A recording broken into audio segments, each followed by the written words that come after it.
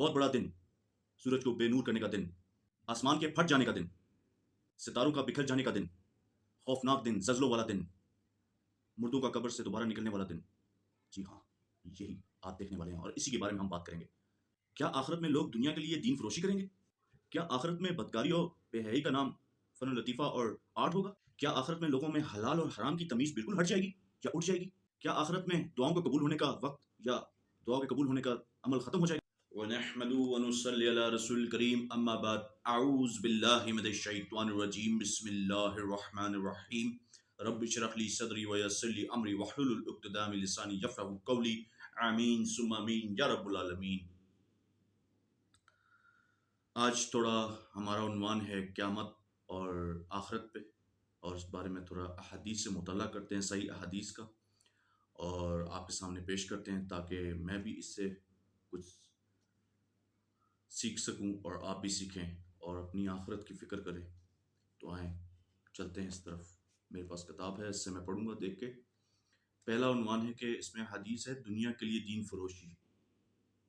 हज़रत अबू हुरैरा रज़ियल्लाहु अन्हु से रिवायत है कि रसूल अक़दस सल्लल्लाहु अलैहि वसल्लम ने फरमाया, इन तारीक फितनों की आमद से पहले पहले नेक अमाल कर लो जो अंधेरी रात की तय ब तय तारीकियों के मसल होंगे।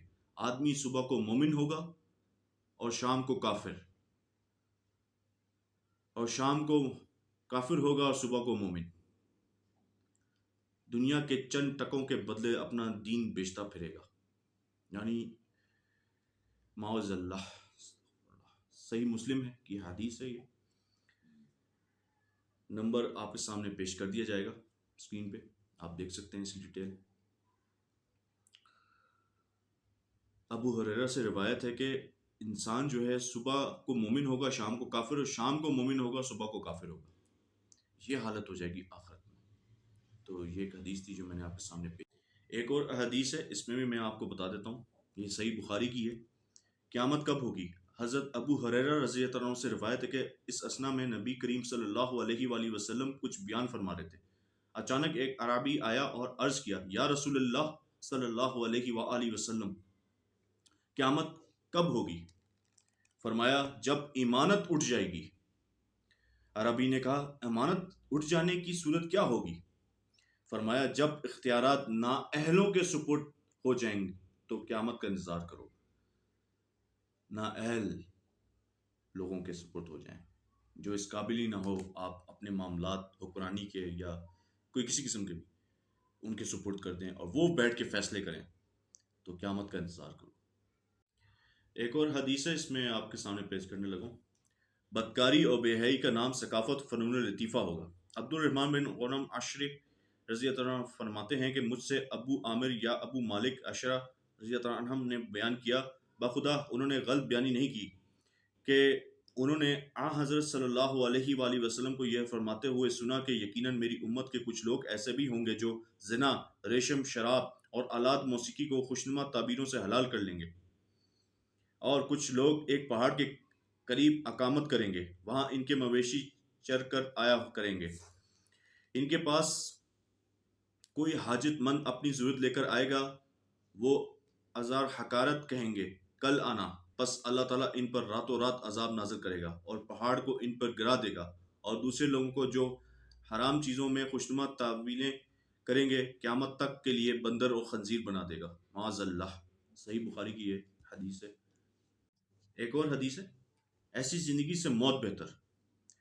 हज़रत अबू हुरैरा रज़ियल्लाहु अन्हु से रिवायत है कि हज़रत सल्लल्लाहु अलैहि वसल्लम ने इरशाद फरमाया, जब तुम्हारे हाकिम नेक और पसंदीदा हों, तुम्हारे मालदार कशादा दिल और सखी हों, और तुम्हारे मामलात बाहमी खैर ख्वाना मशवरे से तय हों, तो तुम्हारे लिए ज़मीन की पुश्त इसके पीठ से बेहतर है, यानी मरने से जीना बेहतर है।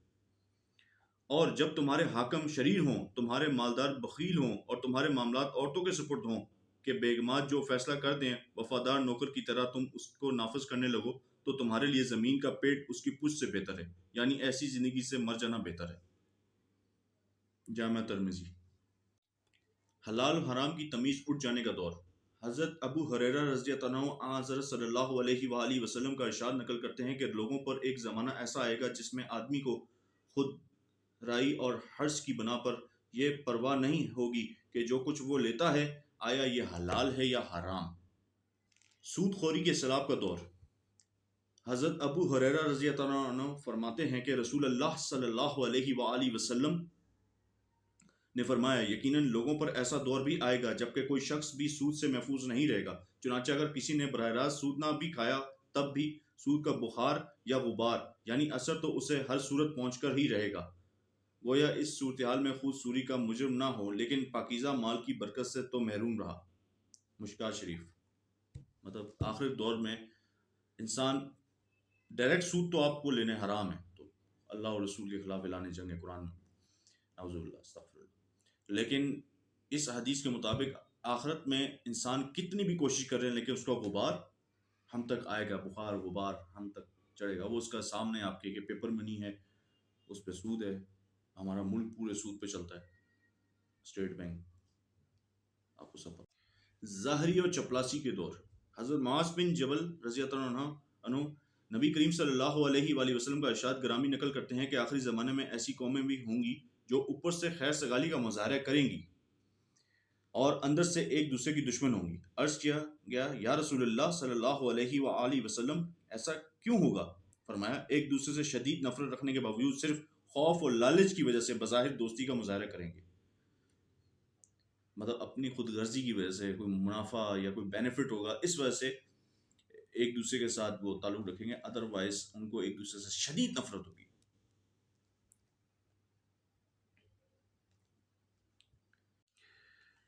عذاب الہی کے اسباب۔ حضرت عمران بن حسین رضی اللہ عنہ فرماتے ہیں کہ نبی کریم صلی اللہ علیہ وآلہ وسلم نے فرمایا کہ اس امت میں زمین میں دھسنے، شکلیں بگڑنے اور آسمان سے پتھر برسنے کا عذاب نازل ہوگا۔ کسی صحابی نے عرض کیا یا رسول اللہ صلی اللہ علیہ وآلہ وسلم ایسا کب ہوگا؟ فرمایا جب گانے اور ناچنے والی عورتیں اور گانے بجانے کا سامان ظاہر ہو جائے گا اور شرابیں اڑائی جائیں گی۔ ترمذی شریف۔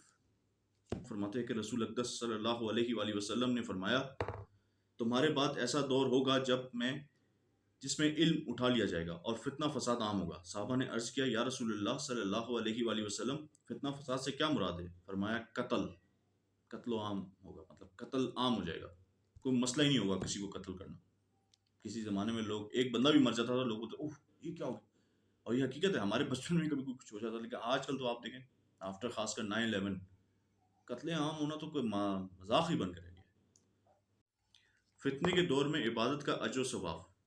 حضرت معقل بن یسار رضی اللہ عنہ حضرت صلی اللہ علیہ وآلہ وسلم کا ارشاد نقل کرتے ہیں کہ فتنہ فساد کے زمانے میں عبادت کرنا ایسا ہی ہے جیسے میری طرف ہجرت کر کے آنا۔ صحیح مسلم۔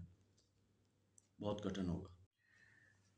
دین کی باتوں کو الٹ دیا جائے گا۔ حضرت عائشہ رضی اللہ عنہ فرماتی ہیں کہ میں نے حضرت صلی اللہ علیہ وآلہ وسلم سے سنا ہے کہ دین کی سب سے پہلی چیز جو برتن کی طرف الٹی جائے گی وہ شراب ہے۔ عرض کیا گیا یا رسول اللہ یہ کیسے ہوگا جبکہ اللہ تعالیٰ نے اس کی حرمت کو صاف صاف بیان فرما دیا ہے؟ فرمایا کوئی اور نام رکھ کر اسے حلال کر لیں گے۔ مشکات شریف۔ تباہی کی اصل بنیاد۔ حضرت عمر بن عوف رضی اللہ عنہ حضرت صلی اللہ علیہ وآلہ وسلم کا ارشاد نقل کرتے ہیں کہ خدا کی قسم مجھے تمہارے متعلق فکر و فاقہ کا خطرہ نہیں بلکہ ڈر اس بات کا ہے کہ دنیا تم پر اس طرح پھیلا دی جائے گی جس طرح تم سے پہلی امتوں پر پھیلائی گئی، پھر تم ایک دوسرے پر حرص کرنے لگو گے جس طرح پہلی امتوں نے حرص کی، پھر وہ تم کو بھی اسی طرح ہلاک کر ڈالے جس طرح انہوں نے پہلوں کو ہلاک کر دیا۔ مشکات شریف۔ یہود نصارہ کی نقل۔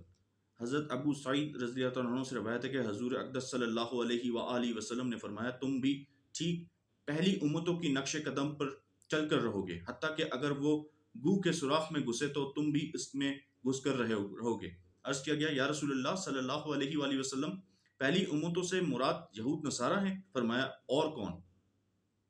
ایک روایت میں ہے کہ اگر ان میں سے کسی نے اپنی ماں سے اعلانیہ بدکاری کی ہوگی تو میری امت میں بھی اس کماش کے لوگ ہوں گے، معاذ اللہ۔ مشکات شریف۔ دلوں سے امانت نکل جائے گی۔ حضرت حذیفہ رضی اللہ عنہ فرماتے ہیں کہ حضرت صلی اللہ علیہ وآلہ وسلم نے دو باتیں بتلائی، ایک تو میں نے آنکھوں سے دیکھ لی اور دوسری کا منتظر ہوں۔ پہلی بات آپ نے یہ فرم بتلائی کہ امانت نور ایمان لوگوں کے دلوں کی گہرائیوں میں اترا، بعض ازاں انہوں نے قرآن سیکھا، پھر سنت کا علم حاصل کیا، اس کا مشاہدہ تو میں نے خود کر لیا ہے۔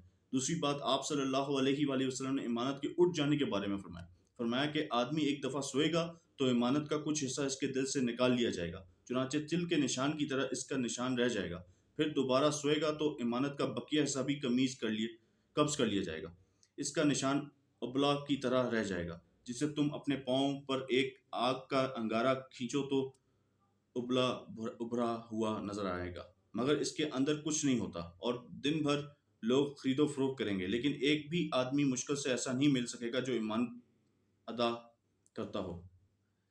چنانچہ دیانت کا اس قدر قحط ہوگا کہ یہ کہا جائے گا کہ فلاں قبیلے میں ایک آدمی ایمانت دار ہے، اور بد مزاقی کا یہ حال ہوگا کہ ایک آدمی کے متعلق یہ کہا جائے گا کہ واہ واہ کتنا عقلمند آدمی ہے، کتنا زندہ دل ہے، کتنا بہادر ہے، وہ ایسا ویسا ہے، حالانکہ اس بندہ خدا کے دل میں رائی کے دانے کے برابر بھی تو ایمان نہیں ہوگا۔ مشکات شریف۔ یعنی کہ 100 میں ایک بندہ ہو رہ جائے گا آخری زمانے میں جو ایمانت دار ہوگا، بولیں گے فلاں آدمی ہے جی، وہ ہے کوئی ایمانت دار، اور باقی عام پبلک کے لیے کیا، اوہ یہ تو بڑا عقل مند ہے، یہ تو زمانے کے طور پہ چلتا ہے، یہ تو بڑا ذہین ہے، یہ زمانے کے طور تقاضوں کے طور پہ چلتا ہے، اس کو پتہ ہے کیا صحیح چلنا ہے، اس نے گھاٹے کا سودا نہیں کیا۔ دیکھو زمانے میں تو اگر آپ غلط مطلب اس راستے پہ چلو گے تو منافع ہی منافع ہے، تو اس نے صحیح سودا کیا ہے۔ تو جو بیچارہ جو ایمانت دار ہوگا اس کو دکیانوس ہے، پاگل آدمی ہے، پتہ نہیں کس دنیا میں رہتا ہے، کون سی دنیا کی باتیں کرتا ہے۔ تو یہ حدیث میں ہے کہ آخری زمانے میں یہ ہوگا، اور یہ ہو رہا ہے، اور اب اس سے مزید ہوگا، بدتر سے بدتر حالت ہوگی۔ تو اب آپ کے سامنے ہی ہے، ڈھونڈنے سے بھی ایمانت دار نہیں ملتا۔